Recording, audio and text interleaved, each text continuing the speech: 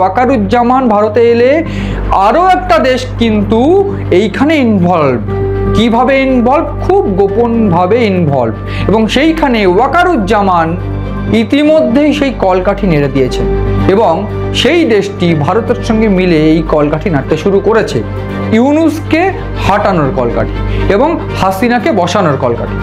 কে সে? তুরস্ক। অবাক হচ্ছেন তো?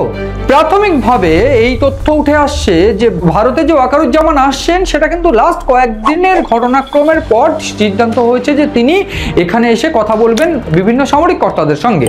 তবে এর সঙ্গে সঙ্গে আরও একটা বিষয় আমি বলে রাখতে চাইবো, ইতিমধ্যেই বাংলাদেশের বায়ুসেনা কর্তা air chief marshal Hasan Mahmud তিনি ইতিমধ্যে তুরস্কে গিয়েছেন এবং তুরস্কে গিয়ে তিনি সামরিক কর্তাদের সঙ্গে বৈঠক করার পাশাপাশি বিভিন্ন সামরিক অস্ত্রের যে কারখানা সেইখানে ভিজিট করছেন। তথ্য বলছে যে বিভিন্ন জায়গা থেকে তুরস্কের বিভিন্ন যে অস্ত্র কারখানা সেইখান থেকে সামরিক সাহায্য এবং তুরস্কের যে সামরিক কর্তারা রয়েছে তাদের থেকেও সামরিক সাহায্য তারা নিতে চলেছে এবং ঠিক সেই যে বেস, এই বেসের উপর দাঁড়িয়ে পাকিস্তানকেও রুখে দিতে সক্ষম তারা। কারণ কোথাও গিয়ে যদি পাকিস্তান কোনোভাবে বাধা দেয় এই যে গোটা কর্মকাণ্ড, যেখানে ভারতের ইনভলভমেন্টে হাসিনাকে ফের বসানো বা ইউনূসকে সরিয়ে দেওয়া গদি থেকে, সেইখানে তুরস্ককে সামনে রেখে এগোলে কোথাও কিন্তু পাকিস্তান বাধা দিতে পারবে না। ঠিক এমন একটা চাল কিন্তু ভারত কলকাঠি নাড়ছে, সেই সঙ্গে ওয়াকারুজ্জামান রয়েছে। বিশেষজ্ঞরা অন্তত তেমনটাই মনে করছে।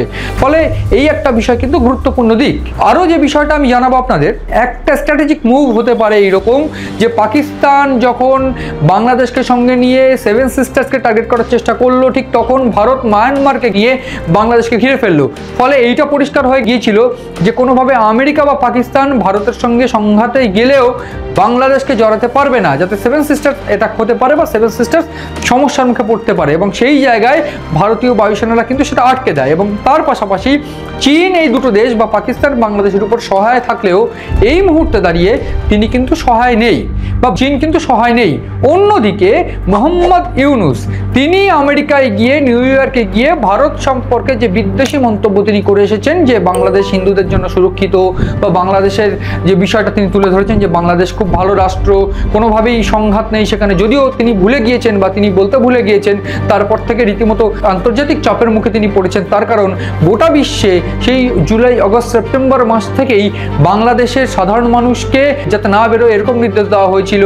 এমনকি ডোনাল্ড ট্রাম্প সংখ্যালঘুদের উপর আক্রমণের জন্য তিনি নিন্দা করেছিলেন বাংলাদেশের। ফলে সব মিলিয়ে এই বিষয়টা কিন্তু পরিষ্কার বা একেবারে এস্টাবলিশড যে বাংলাদেশের এই অন্তর্বর্তী সরকার প্রধান মোহাম্মদ ইউনূস তার কিন্তু এবার রিস্ক, এবং সেই রিস্কের অন্যতম কারণ বা সেই যে ভয় তিনি পেতে শুরু করেছেন তার অন্যতম কারণ বা ছায়া সেইটা হচ্ছে ওয়াকারুজ্জামান।